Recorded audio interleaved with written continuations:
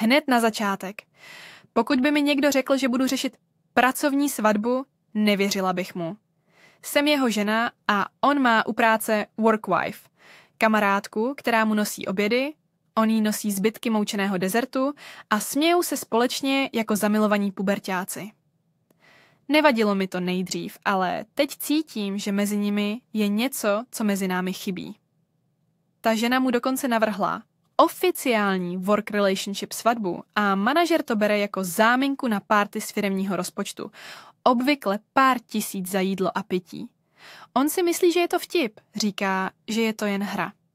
Ale slyšela jsem, že plánuje přijít v normálním oblečení, zatímco ona prý vezme na sebe svatební šaty z rozvedeného manželství. Cítím se poníženě a přemýšlím, jestli na tu obřadní část nejít a neprotestovat uprostřed dne. Znají mě z vánoční party. Vím, že by mě pustili dovnitř, jen musím vzít volno z práce. Mám pocit, že když to nedu, podrývá to naše manželství.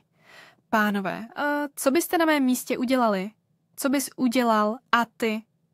Napiš mi to do komentářů.